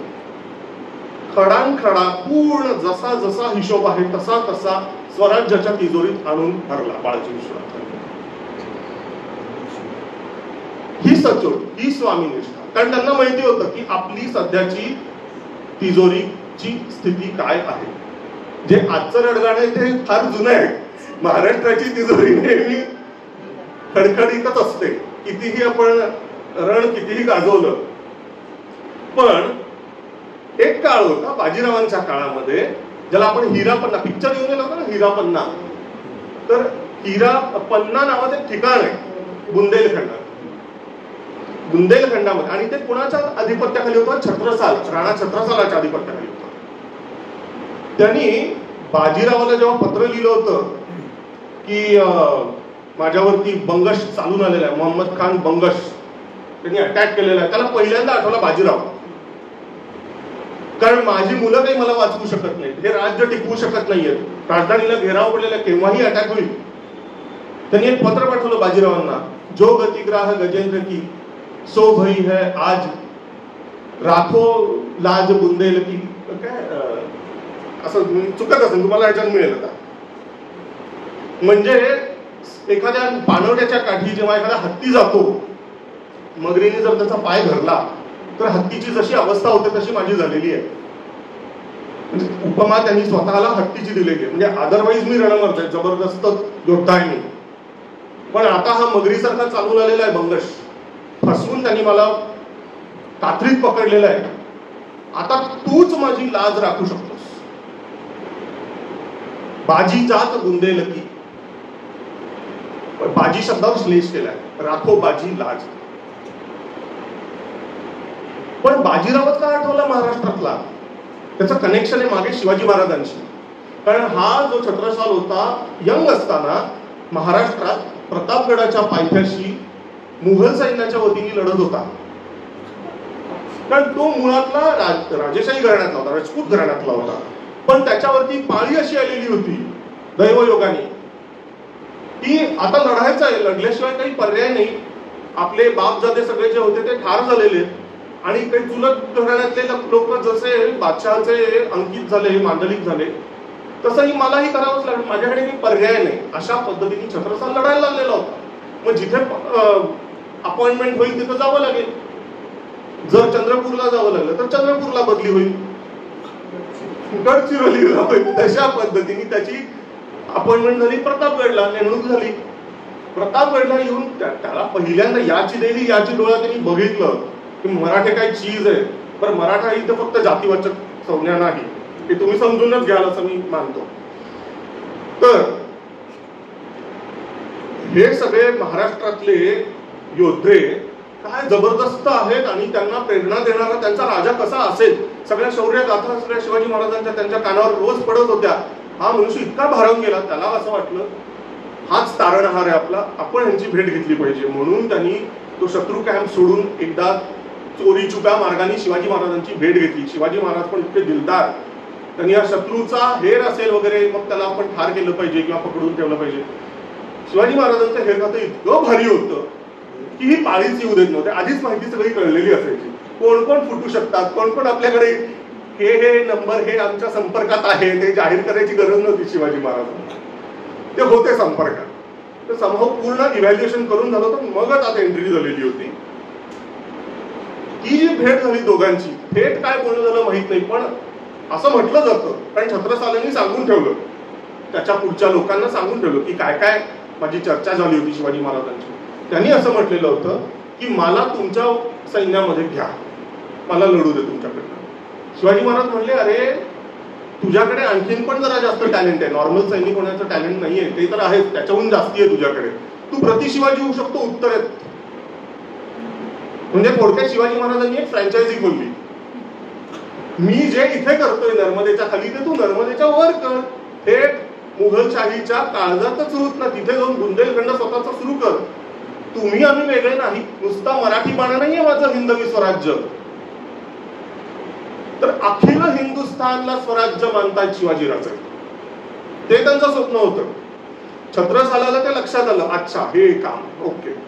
त्यांनी तो विडा पत्करला आणि त्यांनी जे कार्य सुरू केलं त्यांच्याकडून शिवाजी महाराज म्हणले, प्रेरणा माझी आहे, कधीही गरज लागली तर मला सांग. त्या काय म्हणायचं, त्या तुटपुंजा शिदोरीवर पुढे त्यांनी भीम पराक्रम गाजवला, लिटरली स्वतःचं राज्य निर्माण केलं. आणि मग मुघलशाहीला एक तडाखे देत देत देत जे स्वराज्य मोठं केलं त्यांनी तिकडे बुंदेलखंडात. अवघड स्थिती जेव्हा आली त्यावेळेला पुन्हा त्याला महाराष्ट्र आठवला की येस तिथे आहे कोणतरी वीर, आणि कानावरती येत होतं, हा ग्रेट माणूस आहे, पालखेडची लढाई गाजवलेला आहे. मग बाजीरावला पत्र पाठवलं, बाजीराव आले आणि त्यांनी बाजीरावांनी करून दाखवलं, जबरदस्त शौर्य गाजवून दाखवलं. कसं ते तुम्ही वाचा. मुद्दा हा की मग बाजीरावाला फक्त त्यांनी मस्तानीचं लग्न लावून दिलं नाही स्वतःच्या कन्याचं, त्यासोबत आपल्याकडे तेव्हा तरी परत, म्हणजे आता गुंडा हा इलिगल आहे, पण त्यावेळेला ती पद्धत होती. बाजीरावांनी मागून घेतलं की छत्रसालांनी स्वखुशीने दिलं आपल्याला माहित नाही, पण त्यांनी पन्नाच्या इथल्या हिऱ्याच्या खाणी दिल्या. नुसत्या खाणी नाही, ते का दिल्या, 1/3 माझी जमीन, मी जेवढ्या राज्या बुंदेलखंडाच्या ज्या इलाक्यावर माझं राज्य आहे, मला टोटल 2 मुलं आहेत, पण मग मी काय केलं असतं, पुढे जाऊन 2 भागात विभागणी करणार मी जमिनीची, पण मी जमिनीची 3 भागात विभागणी करतो. जणू काही तू माझा मुलगा जावई आहेस म्हणून 3 भागात विभागणी, आणि हा 3रा हिस्सा मी तुला देतो, तोही इतका काय म्हणूया अतिशय महागडा असा तो एरिया, म्हणजे त्यातला त्यात जो पडीक होता असा तुकडा नाही दिलेला. जिथे पन्ना इथल्या हिऱ्याच्या खाणी आहेत तो भाग दिला. झाशी संस्थान हे त्याच तुकड्यात येतं. म्हणून झाशीची राणी लक्ष्मीबाई जी ती मराठी आहे, ती कशामुळे, माहेरची ही मराठी आहे, सासरची सुद्धा ती मराठीच आहे. पटकन लक्षात येत नाही आपल्याला, नॉर्थ इंडियन आहे ती असं वाटायला लागतं, नाही तसं, ती मराठीच आहे, पण तिकडे जाऊन सेटल झालेली. गोविंद पंत, बाजीरावांचा स्टडी मी फक्त बाजीरावांचा नाहीये, गोविंद पंत खेर जबरदस्त कॅरेक्टर, जे पुढे पानिपतच्या वेळेला सुद्धा बघायला मिळतात. पण हे गोविंद पंत खेर म्हणजे कोण आहे, त्यांचं पुढे नाव गोविंद पंत बुंदेले झालं, मूळचं नाव खेर आहे. गोविंद पंत बुंदेले म्हणजे थोर असामी, जबरदस्त कामं त्यांनी करून दाखवली. म्हणजे पेशव्यांना पैसे पुरवणं, लढाईच्या साठी लागतील वगैरे वगैरे, सदाशिवराव भाऊंना तेव्हा पैसे पुरवले त्यांनी, अशी खूप मोठी मोठी त्यांनी कामं केली. बुंदेलखंड अख्खा तो कंट्रोल करून ठेवला त्यांनी मराठ्यांच्या वतीने. त्या बुंदेलखंडाचं काम त्यांनी इतकं केलं, सागर म्हणून अजून तिथे जिल्हा आहे जबलपूरच्या जवळ, तो पहिला जो होता त्याला आणखीन पुन्हा विकसित केलं, रिडेव्हलप केलं. ते काम गोविंदपंत बुंदेल्यांनी केलं. जसं शहाजी राजांनी एकेकाळी बंगलोरचं काम केलं ना रिडेव्हलप करण्याचं, तसं त्यांनी सागरचं केलं. तिथे आजही मराठी कुटुंब मोठ्या प्रमाणात आहेत, जबलपूरला आहेत, सागरला पण आहेत मोठ्या प्रमाणात. त्या गोविंद पंतांचं जे मूळचं उपनाम होतं ते गळून पडलं आणि त्यांचं नाव बुंदेले पडलं. त्यांची भारी गोष्ट अशी, सातारला ते जेव्हा एक सामान्य कराडे कुटुंबातला मनुष्य हा, त्यांचे म्हणजे घरातून हा उन्हाळ असं समजलं जायचं त्या मुलाला. जे टिपिकल वेदशास्त्र अभ्यास करायला पाहिजे तसं न करता गूढपणा खूप होता इतका. आई वडिलांचं छत्र हरपल्यानंतर तर त्याच्यात आणखीन वाढ झाली. तर वेगवेगळ्या पद्धतीने टक्के टोटके खात खात शाहू राजांच्या तो संपर्कात आला आणि म्हणाला मला तुमच्या सैन्यात घ्या. अक्षरशः 11-12 वर्षाचा असेल. मग त्याचा तो स्पार्क बघून त्याला पहिल्यांदा पागेचं काम दिलं. पागेचं काम म्हणजे घोड्यांची लीद असेल, अनेक गोष्टी असतील, साफसफाई करायची, चारा खायला घालायचं वगैरे. हे करता करता तो घोड्यांची रपेट करणं ते शिकला, तलवारबाजी शिकला, अनेक गोष्टी शिकल्या. हे करता करता पुढे बाजीरावांच्या तो नजरेत कसा भरला तर उत्तरेत लढाई चाललेली होती. लढाई करून झाली, त्याच्यानंतर जे काही प्रेत जखमी लोक जे काही पडलेले होते त्याच्यात गेलेल्या लोकांच्यासाठीचं म्हणून काय म्हणायचं शेवटचे अंतिम संस्कार चाललेले होते. ह्या गृहस्थनी काय 14-15 वर्षाचा असेल गोविंद, तो भाकऱ्या थापत होता. आपल्या मराठी पद्धत होती, वेगळं आपण चूल किंवा वेगळं युटेन्सिल्स घेऊन जात नव्हतो. तर जो ढाल जी असायची तीच उलटी केली की त्याचा तवा बनायचा, ही पद्धत होती. तर त्यांनी काय केलं, तो एक त्यांनी ढाल घेतली आणि ज्या एका लाकडांच्या राशीमध्ये पेट होतं तिथंच चालू होतं, त्याच्यातच त्यांनी तिथे तवा ठेवला आणि अत्यंत थंड डोक्याने तो भाकऱ्या थापून भाजायचं काम करत होता. हे जेव्हा काही आपल्या सैनिकांनी बघितलं त्याला हटकायचा प्रयत्न केला, तो त्यांनी जुमानलं नाही. मग त्यांनी बाजीरावांना सांगितलं, साहेब असं चाललंय बघा. मग बाजीराव त्यांचा अतिशय चेष्टेखोर स्वभाव होता बाजीरावांचा. त्यांनी पहिल्यांदा त्याला हटकलं, हे काय करतो रे असं विचारलं. मग त्यांनी काय सांगितलं, काय नाही बघताय ना तुम्ही, मी भाकऱ्या थापतो, भूक लागली आहे, मला पण लागली, सगळ्यांना लागली असेल. अरे पण प्रेतावर कोणी असं करतात का, मढ्यावर कोणी असं करतात का? त्यांनी सांगितलं त्याला काय होतंय, त्याला काय होतंय, काही असं होत नाही, भूक भागल्याशी काम आहे, मी ते करतो. बाजीरावांना लक्षात आलं की हे साधं नाहीये प्रकरण, हा अतिशय बेडर आहे, निडर आहे, त्याला आणखीन धडाडीची कामं द्यायला पाहिजे. त्यांना त्याच्यातला तो लढाईचा स्पार्क दिसला बाजीरावांना आणि एक एक जबाबदाऱ्या त्याला देत गेले. पुढे हाच मनुष्य गोविंद पंत खेर, आपल्याला माहित नाही, अनुपम खेर त्याच्याच नात्यातला आहे की नाही माहित नाही, संशोधकांनी त्याची स्टडी करावा, पण ह्याचं नाव गुंडेले पडलं. असो, बाजीरावची आणखी एक भारी गोष्ट आहे की एकदा आपल्याला तो कोथरूड एरिया माहिती असेल, पूर्वी तिथे खूप मोठं, तिथपर्यंत माझ्या लहानपणापर्यंत मी सांगू शकतो, जो एरिया आज आपला दीनानाथ मंगेशकरचा जो एरिया आहे ना, अजून दीनानाथ हॉस्पिटल बनलेलं नव्हतं माझ्या लहानपणापर्यंत. तर तो सगळा एरिया कुठे आपण लांब घेऊन पडलो असं वाटत होतं. माझ्या आजीचं घर त्या एरियात आहे आणि अक्षरशः रिक्षावाले पण तिथे यायचं नाहीत. ही फार जुनी गोष्ट, 95 सालची गोष्ट आहे ती. आता कल्पना करा तुम्ही 1720, 25, 30 त्या काळात एकदा, म्हणजे आता काय आपलं जर पूर्ण 12 महिन्यांचं जर बघितलं तर 4 महिने पावसाळी असायचे, त्या काळात कुठलीच मोहीम होऊ शकायची नाही. पण बाजीराव स्वस्थ एका ठिकाणी वाड्यात बसेल तर शपथ. तर हे काय करायचे, पाऊस असो काही असो, वाड्यातनं बाहेर. तर एकदा असंच रपेट, त्याला बादल गर्ज नावाचा एक हे होता घोडा आणि आणखीन एक छान त्यांचे काही घोडे होते, त्यातला एक घोडा घेऊन कोथरूड भागात रपेटीला म्हणून गेले. तिथे एक बंगली होती, बंगली म्हणजे काय मला माहित नाही, पण एक बंगली होती, म्हणजे काहीतरी तिथे निवासाची व्यवस्था, फार्म हाऊस म्हणूया आपण छोटेखानी. त्या साईडला गेले. ते जाण्याच्या दरम्यान वाटेतच पुण्यातच एक माहूत दिसला. त्या माहूताच्या पाशी एक मोठा हत्ती, म्हणजे बाजीरावांनी त्यांच्या आयुष्यात असा हत्ती पाहिलेला नव्हता. तर माहूताला त्यांनी विचारलं की हा कुठला आहे काय आहे. माहूतांनी सांगितलं अतिशय जबरदस्त खातो, भारी आहे एकदम वगैरे वगैरे. मग तुम्ही घेणार का? बाजीराव म्हणले की ठीक आहे घेऊया, तू किती दाम सांगतोयस वगैरे वगैरे वगैरे. पण बाजीरावांच्या एकंदरीत चाणाक्ष बुद्धीवरून लक्षात आलं की हा बराच भाव पाडून सांगतोय स्वतःच. एखाद्याने काय केलं असतं तर खूप वसूल केले असते. मग त्यांनी स्वतःचा जो माहूत होता त्यांच्या ह्याच्यातला, त्याला जाऊन विचारायला आलो की काय दुर्गुण आहे ते सांग, विकत घेतो, जास्त पैसे देऊ आपण तुला, पण ह्याच्यातला पोडगुण सांग. तर त्यांनी सांगितलं की हा जास्त खातो, काम थोडा कमी करतो, पण थोडा काय तुम्ही काळजी करू नका म्हणला.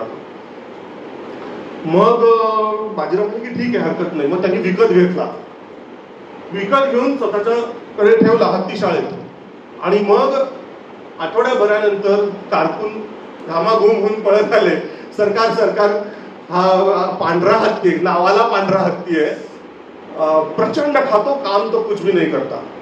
मग बाजीराव म्हणले की ठीक आहे, हरकत नाही. तोपर्यंत एकदा ब्रिटिश वकील आला, एक राजदूत आला. तर तो खूप मोठ्या उंची नजराणे वगैरे घेऊन आला. तो मुंबईच्या वखारीतून आला होता. तर मग आता भेट आली एखादी वस्तू स्वरूपात की त्याला रेसिप्रोकेशन म्हणून आपल्याला काही भेट द्यावी लागते.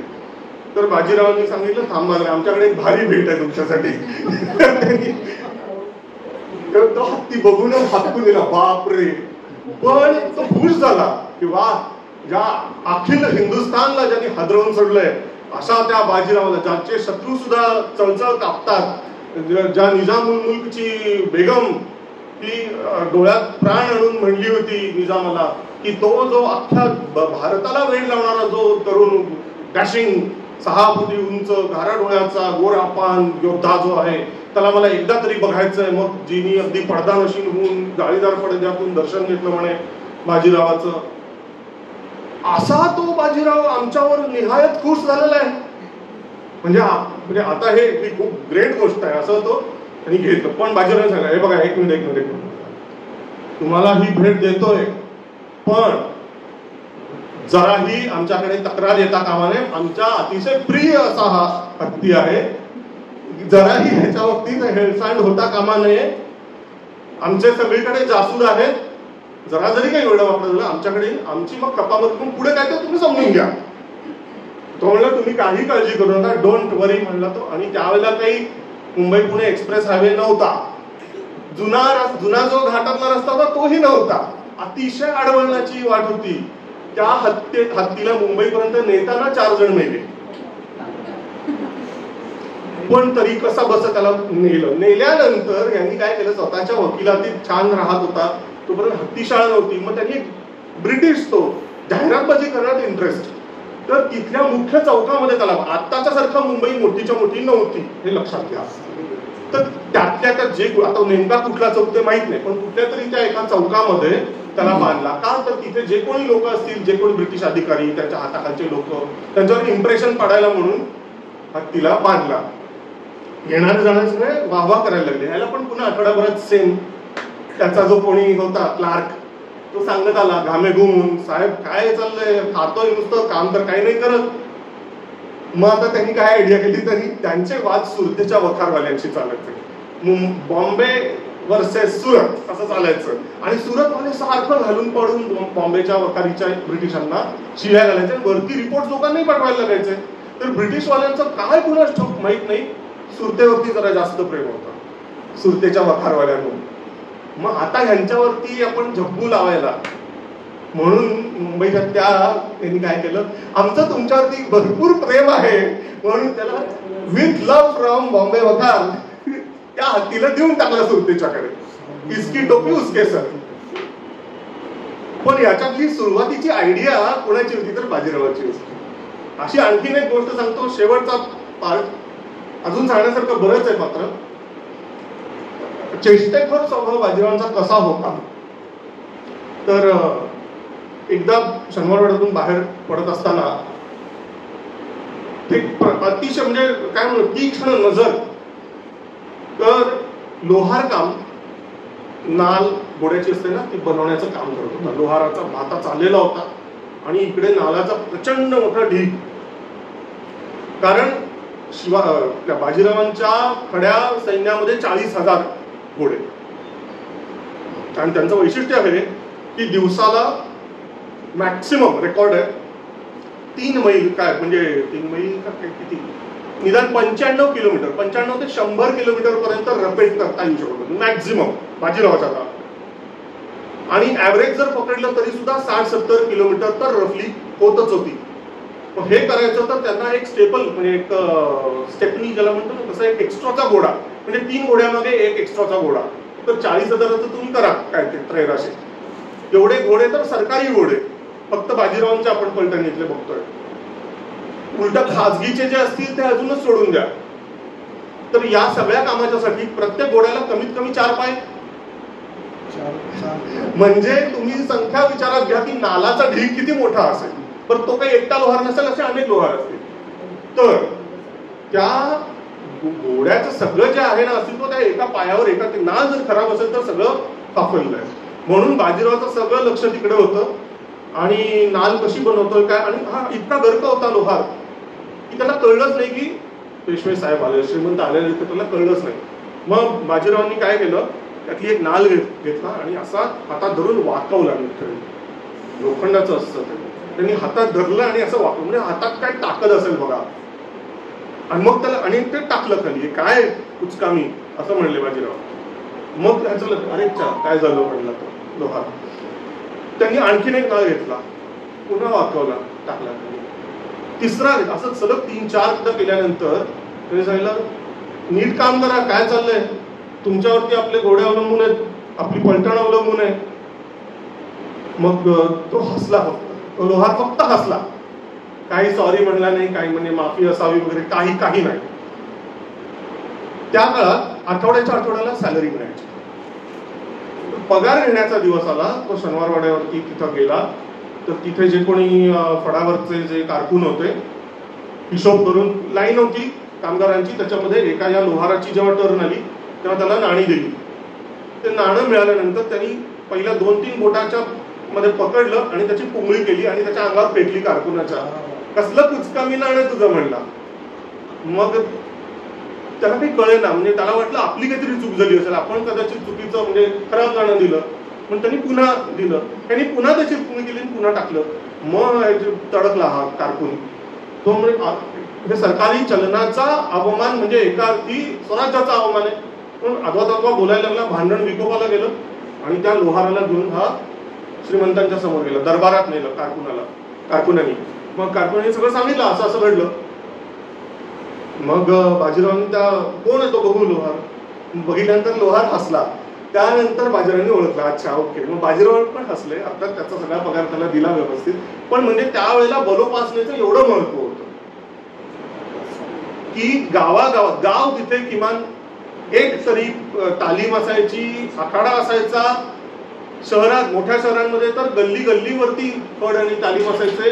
आणि तालीम फड तेव्हा होते. मग आजच्या काळामध्ये जिम आहे असं कोणी म्हणू शकेल, पण या दोन्हीमध्ये जमीन आसमानाचा अंतर आहे. जिम म्हणजे फक्त दिसणं आणि फड म्हणजे असणं. फ्लेक्झिबिलिटीला प्रचंड महत्व आहे आपल्या तालमींना आणि फडांना. आणि जिमला मात्र सगळं इम्प्रेशन, कुणावर तरी इम्प्रेशन मारण्याच्यासाठी, त्यासाठी जिमचा उपयोग केला जातो. आणि पूर्ण लाईफस्टाईल तेव्हाचं खूपच वेगळं होतं. तेव्हाचे सण, तेव्हाच्या वारांची नावं, तेव्हा आपण वेळ कशी मोजायचो. अहोरात्र हा शब्द कुठला, 24 तास म्हणजे अहोरात्र आहे. सगळंच वेगळं, म्हणजे आपण इमॅजिन पण नाही करू शकणार. पण त्याही काळात फटाके होते, फटाक्यांचे 32 प्रकार होते. ती नावं आहेत माझ्याकडे, आत्ता आहेत. त्याही काळात रॉकेट्स होते, नावं वेगळी होती. आणखीन म्हणजे सण कसे कसे होते. आज आपल्याला दिवाळी, आपण मोठं सगळ्या सणांचा राजा दिवाळी म्हणतो, पण प्रत्यक्षात दिवाळीला समोर असायचाच नाही घरातला करता पुरुष. पेशव्यांच्या पासून ते खालच्या सामान्य मावळ्यापर्यंत प्रत्येक जण हा लढाईवर. त्यामुळे घरी साजरं करायचं कसं, साजरा व्हायचा पण एवढं मोठं स्वरूप नव्हतं त्याला. मग सणांचा राजा त्यावेळेला श्रावण होता. आपण आता त्याच्या तोंडावर आहोत, सुरूच झालाय श्रावण ऑलमोस्ट. कारण त्यावेळेला पाऊस काळ, त्याच्यामुळे 100% घरी असणार. आणि शासनातले जे असतील व्यक्ती, ते बैठे व्यवहार जे असतील, कागदपत्र पाठवायचे असतील, करार मदार करायचे असतील, ते करायचे. आणि सामान्य मावळा जो असायचा तो शस्त्र टाकून पेरण्यांची कामं सुरू करायचा. ते लाईफ, तेव्हाचं लाईफ वेगळं होतं, आत्ताचं खूप वेगळं. आपण इमॅजिन पण नाही करू शकणार. माझं म्हणणं, आपण 300 वर्षापूर्वीचा काळ आठवण्यापेक्षा एक छोटासा टास्क मी तुम्हाला आत्ता देतो, आणि मी आत्ता माझ्या वाणीला विराम देतो. छोटासा टास्क करून बघा. तुम्ही पण कदाचित केला असेलच म्हणा, पण जर तुम्ही हा केला नसेल तर तुम्ही करून बघा. जर तुम्ही ऑलरेडी हा टास्क करून झालेला असेल तर तुमच्या घरातले जे लहान असतील त्यांना तो करायला द्या, किंवा निदान तुमचा एक्सपिरियन्स त्यांना सांगा. आता मी रिलेट करू शकतो, क्रिकेटच्या बाबतीत रिलेट करू शकतो. इतरांनी फिल्म्स वगैरेचा किंवा जाहिराती ऐकवत असतील तुम्हाला, त्याचा विचार करा. क्रिकेट आता आपण IPLच्या आत्ताच्या काळात बघता तुम्ही. क्रिकेटमध्ये फक्त आपण, मला जर वाटत असेल तर 22 प्लेयरकडे आपण फक्त बघत नसतो. आणि त्यातल्या त्या अंपायरकडे फक्त बघत नसतो, नुसत्या कमेंटेटरकडे आपण बघत नसतो, आपण प्रेक्षकांना पण बघत असतो. बरोबर? प्रेक्षकांच्याकडे आपण बघतो त्यावेळेला आपण त्यांचे कपडे पण बघत असतो. त्या सध्याच्या स्टाईलचे जे कपडे असतात ते आपल्याला दिसतात. आता जुने 5 वर्षापूर्वीची मॅच बघा, युट्यूब वरती बघायला मिळते. 5 वर्षापूर्वीची मॅच बघा, कुठली पण थोडासा स्टाईल मध्ये फरक दिसेल. आणखीन आजपासून 10 वर्षापूर्वीची मॅच बघा, 20 वर्षापूर्वीची गांगुली किंवा सचिन जेव्हा खेळला होता 2001 ची मॅच बघा, शोएब अख्तरला त्यांनी छक्का मारला होता थर्ड मॅनच्या साईडला. तेव्हाची स्टाईल बघा, हेअरस्टाईल बघा तेव्हाची प्लेयर्सची. इव्हन प्लेयर्सचे जे कपडे होते ते कसे ढगळ होते ते बघा तुम्ही. त्याच्यामुळे 96 ची इंडिया झालेली जी वर्ल्ड कप होती ती आठवा. तेव्हाची ती तर फारच फनी फॅशन्स. मला सगळ्यात फनी वाटतात 83 वर्ल्ड कपच्या वेळेच्या इमेजेस. कोणी सेलिब्रेट पण करत नाही. म्हणजे मोहिंद्र अमरनाथची आणि गावस्करची तर भारी स्टाईल. म्हणजे बॉल उडवायचा वगैरे, कॅच पकडल्यावर तर नाही, खिशात टाकायचं आणि चालत जायचं, जणू काही विकेट पडली आपली. हो की नाही? म्हणजे तुम्ही रिलेट करू शकत असाल ज्यांनी कुणी ते इमेजेस पाहिले असतील. आणि कसले ते कानावरती केस, बॅगी पॅन्ट्स, आणि प्रॉपर म्हणजे तेव्हा जर्सीचे जे फायबर असतं ते पण नसायचं, साधा कॉटनचा शर्ट. आता हा मी तुम्हाला 83 पासून 30 ते 40 वर्षात स्टाईल मध्ये एवढा फरक पडलाय. त्याच्यात आणखीन एक शून्य जोडलं तर मोबाईलचं तुम्ही बघा, डब्बा मोबाईल पासून आता स्मार्टफोन 5G पर्यंत आपण आलो. पण मला खात्री आहे तुम्ही ते रिसिव्हर वाले फोन ट्राय केलेले आहेत. आणि मग ब्रिटिश काळातले आपण फोन आठवू शकतो का? ते पिक्चर मध्येच बघतो आपण, ब्लॅक अँड व्हाईट मधले. कानाचा पीस वेगळा, माउथ पीस वेगळा. अशा त्या ह्याच्यातून आपण ज्या काळात फोनच नाही, ज्या काळात डांबरी रस्ताच नाही, असा काळ आठवायचा. म्हणजे आपल्याला शक्य नाहीये, इमॅजिन पण नाही करणं शक्य. म्हणून कल्पनाच वापरावी लागेल. आणि कल्पनेचे डोळे हे ते लेखक आहेत, सरस्वती पुत्र. त्यांनी इमॅजिन केलेलं आहे. आणि मी जनरली कादंबऱ्यांच्या वाटेला जात नाही. मी मॅडमना पण सांगितलं होतं, मी जनरली कादंबऱ्यांच्या वाटेला जात नाही, फक्त मी नॉन फिक्शन वाचतो. तरीही मला हे आवडलं, म्हणजे काहीतरी आहे. त्यांच्या संदर्भासाठी त्यांनी किती पुस्तकं वापरली, किती लायब्ररीज बघितल्या, काय काय पालथं घातलंय. लास्ट एक फक्त सांगतो, देवयोद्धा हे नाव का पडलं, मी ज्याच्याने सुरुवात केली आणि मध्येच सुटली माझी अरेबियन नाईट्स सारखी गाडी. तर हे नाव म्हणजे मश्री दीक्षितांनी प्रस्तावनेच्यामध्ये लिहिलेलं आहे प्रतापी बाजीराव पुस्तकात, की सर जदुनाथ सरकारांनी म्हटलं होतं हेवनली बॉर्न कॅव्हलरी जनरल. बाजीरावाचं वर्णन करताना लिहिलं होतं heavenly born cavalry general. Cavalry general म्हणजे घोडदळाचा सेनानी, आणि हेवनली बॉर्न म्हणजे स्वर्गातूनच अवतरित झालेला जणू काही. आता हे 4 शब्द आहेत, त्या मराठीत कसं आपण मांडू शकतो प्रभावीपणे, दमदारपणे.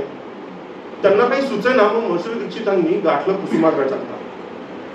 मग कुसुमाग्रजांनी ते शब्दप्रभू त्यांनी सांगितलं देवदत्त योद्धा, घोडदळाचा, अश्वदळाचा देवदत्त योद्धा. मग आता हे देवदत्त योद्धा सुद्धा लंब चौड आहे. मग काका विधात्यांनी त्याच्यानं दत्त काढून टाकला, देव योद्धा. सिंपल शब्द ठेवलेला आहे. तर असं ते पुस्तक आहे. त्याचं साईज पे मत जाओ एवढंच मी सांगेन.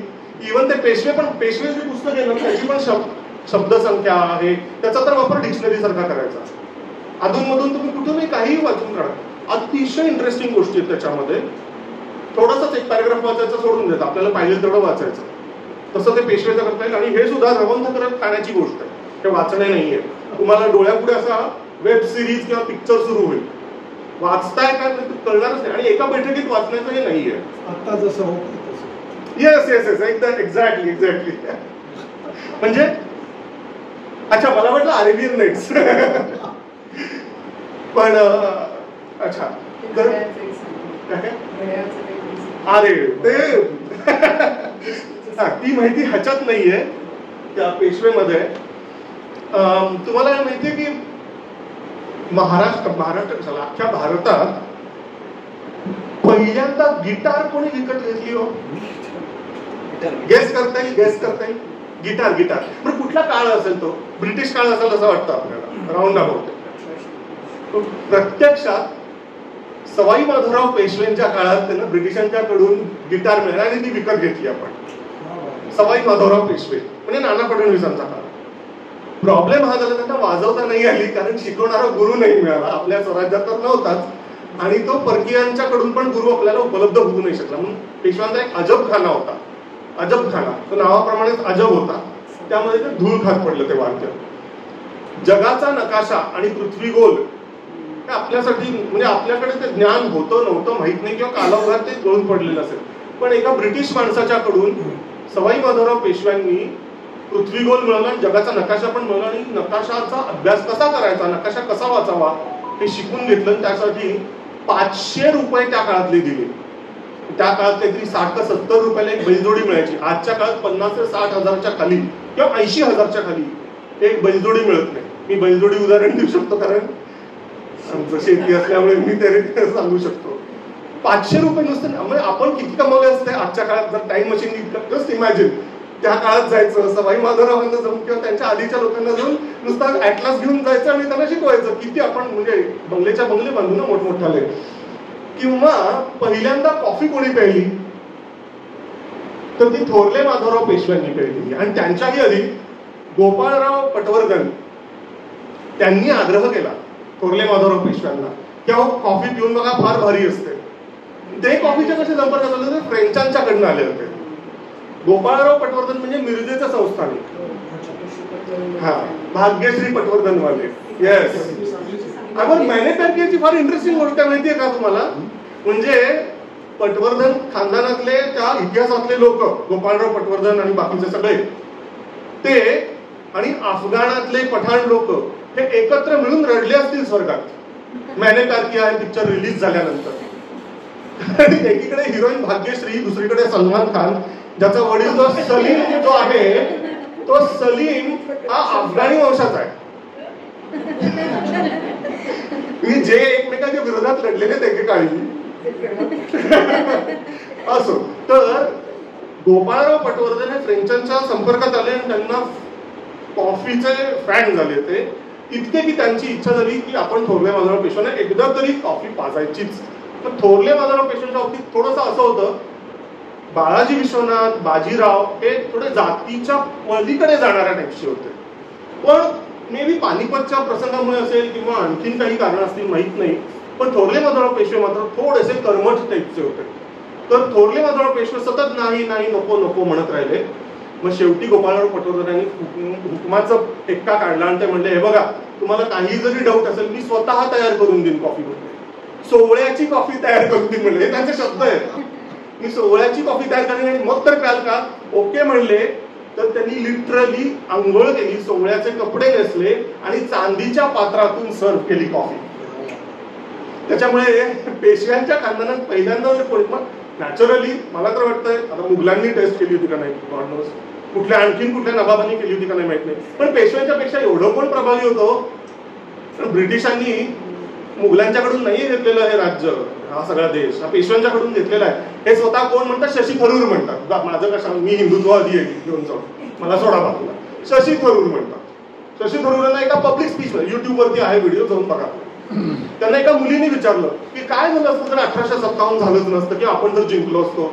तो म्हणला 1857 जाऊ दे, 1818चं जर का पेशव्यांचं जर का राज्य गेलं नसतं समजा, काय झालं असतं ते मी सांगतो. तर आपल्याकडे सुद्धा तरीही डेमोक्रेसी आली असते आणि तरीही पेशवे असले असते मे बी. म्हणजे आता कसं आहे बघा, ब्रिटनमध्ये एक नॉमिनल हेड आहे, रॉयल असतो तो, आणि रिअल हेड हा प्राईम मिनिस्टर असतो इलेक्टेड.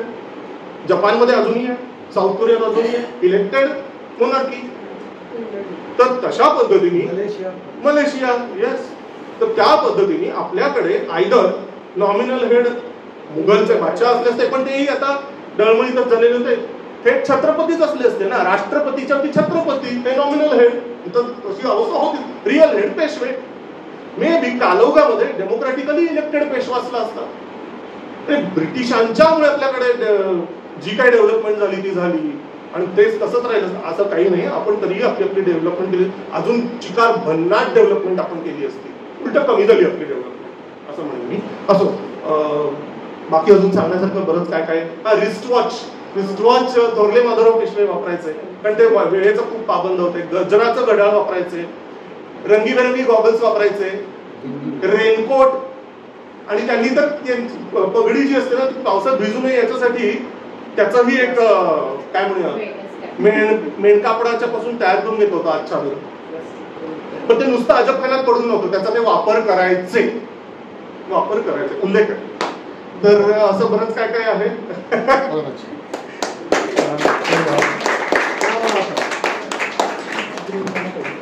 आणि तुमच्या सगळ्यांचे आभार, कारण तुम्ही शांत चित्ताने सगळ्यांनी हे ऐकून घेतलं.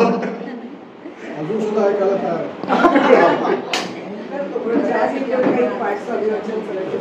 अभिवाचन तुम्हाला जर कंटाळा एआयच्या जगामध्ये एका तरुणाकडून इतिहास नव्हता ऐकायचा, ती खरं एक गंमत होती. आणि शाळेमध्ये जेवढा आपल्याला इतिहास त्रास व्हायचा मार्क मिळवण्यासाठी तेवढा या वयात आता खूप आपण इंटरेस्टिंगली वाचतो. मलाही त्रास व्हायचा तेव्हा, कारण आपल्याला त्याच्यावर परीक्षा द्यायची नसते, आपण एन्जॉय करतो इतिहास. त्यावेळेला आपल्याला रिपीट करावं लागायचं. Thank you very much. तुम्ही चहा सगळ्यांना मी देईपर्यंत थोडंसं वाचन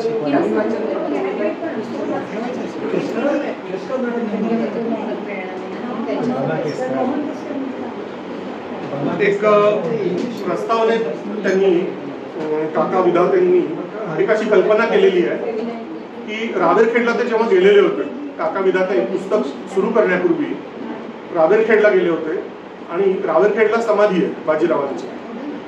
तर तिथे ते गेल्यानंतर आता हा प्रसंग खराच घडला का तो त्यांचा काल्पनिक आहे माहिती नाही, पण त्यांनी याच्यात असं वर्णन केलंय की मी अशी कल्पना करतो माझ्या समोर प्रत्यक्ष बाजीरावच आले आणि त्यांचा आणि यांचा संवाद कसा झालेला ते भासचित्र म्हणू शकता, कल्पना चित्र म्हणू शकता. पण त्याच्यातून एकंदरीत लेखकाची जी भूमिका आहे या पुस्तकाच्या मागची ती लक्षात येते. तर त्यांच्या बाजीरावांच्या तोंडी काही वाक्य आहेत की लेखकराव, आमचा जीवात्मा अजूनही अस्वस्थ आहे, अधीर आहे. खिन्न स्वरात ते म्हणाले. ते बाजीराव बोलतात असं समजायचं. तो सैर भैर आहे, अचानक उठतो आणि समाधीच्या तटबिंदीवर जाऊन नर्मदेला सन्मुख होऊन उभा राहतो. ज्या पद्धतीने ज्या रूपात सारस्वतांनी लेखकांनी आमचा जीवनपट लोकांसमोर मांडला ती पद्धत आम्हाला अस्वस्थ करते. म्हणजे राहू वगैरे वगैरे आमचं समग्र आयुष्य, कार्य, कर्तृत्व ते कुठे पाहतात? हवे तेवढे प्रसंग निवडतात, त्यावर कल्पनेचे किल्ले बांधतात, सोयीचा बाजीराव सांगू पाहतात. म्हणून म्हटलं आधी ठरवा कोणता बाजीराव तुम्हाला हवाय. इतिहासातला खरा बाजीराव वेगळा आहे, जनगंगेला ऐकून ठाऊक असलेला बाजीराव निराळा आहे. तो आहे मस्तानीच्या मिठीतला आशिक, तिच्या संगतीत रमणारा, दारू पिऊन जिंकणारा, जिंकलेल्या अवस्थेत तिचा नाचपात धुंदीत डोलणारा, थोडक्यात काय इश्कबाज, सैल, सवंग. केवळ इश्काच्या रंगांना उठाव देऊन भागणार नाही लेखकराव. प्रसंग जास्त गडद ठळक करायचे असतील तर अजून थोडं खोला शिरा, तुमच्या लेखणीची धार त्यामुळे वाढेल. बाजीराव संकुचित दृष्टीचा चित्तावन ब्राह्मण होता हे आवर्जून सांगा. छत्रपतींची सत्ता धूर्तपणे त्याने कशी हाताखाली घातली ते लिहा. कदीम सरदारांचे हक्क त्याने कसे मारले, अन्य प्रधानांचे पाय ओढून आपलंच वर्चस्व कसं वाढवत ठेवलं ते ठसवा. देशस्थानं दाबून कोकणस्थ ब्राह्मणांना त्याने महत्पदी चढवलं हे सांगायला विसरू नका. महाराष्ट्र पठारावरील जातीवंत मराठ्यांशी तर तो बेमानीने वागलाच, पण प्रभू जातीवरही त्याने अन्याय केला हेही तिखट मीठ लावून सांगा. प्रतिभेचे पंख लावून कल्पनेच्या आकाशात भराऱ्या मारणाऱ्या तुम्हा सारस्वतांना काय अशक्य आहे? त्यांच्या शब्दांना उपहासाची तीव्र धार होती. येरझारात थांबवून मला सन्मुख होत ते म्हणाले, आणि हे सार खूप भावतं बरं का लोकांना, आवडतं. जातींची ही भली मोठी उतरंड लागलेली आहे. प्रत्येक जातीचं एक एक गाडगं त्या त्या उतरंडीत ठेवलेलं आहे. जातीसाठी माती खाणारे जीव त्यात सुखाने नांदतात. गाडग्याचं फुटकं खापर ही संरक्षणाची बळकट भिंत त्या वाटते त्यांना. आज सुरक्षितही खूप वाटतं. एकाला हाणलं, जोडपलं की दुसरा खुश. तितकी साधी युक्ती आहे लेखन उंचावण्याची. तुम्ही ती करून पहा. तुम्हाला वाटेल खूप उपहासाने बोलतोय आम्ही, पण तसं मुळीच नाही. ज्या सवंग पद्धतीने सारस्वतांनी आमच्या आयुष्याच्या भरजरी वस्त्राला लक्तराची काळ आणली त्याच्या यातना आम्हाला असह्य होतात. अरे गगनाला गवसणी घालू पाहणाऱ्या या पेशव्याच्या आयुष्याच्या कानाकोपऱ्यातून कसलानी कोणता बाजीराव शोधता तुम्ही? खरा बाजीराव सांगायचा असेल तर आयुष्यभर त्याने भोगलेले कष्ट पहा, त्याची प्रचंड यातायात पहा, थव्यांनी त्याच्यावर कोसळलेल्या घरच्या दारच्या संकटांचा किमान शोध तरी घ्या. त्या संकट सागरातून तरुण जाताना त्याला काय काय यशस्सायास करावे लागले ते बघा. सागराचा तळ नकारे शोधू तेवढा तुम्हा लोकांचा आवाका असेल नसेल, पण वरवरच्या तरंगांचा आणि लाटांचा तरी अंदाज घ्या. क्षणभरासाठी का होईना शिरा बाजीरावाच्या भूमिकेत आणि करा कल्पनेने त्याच्यावर गुदरलेल्या संकटांचा सामना. मग पहा, थांबावून जाल, भिडता क्षणी शिकस्त खाल. असं बरंच त्यामध्ये आहे. एका भागात होणारच नाही असं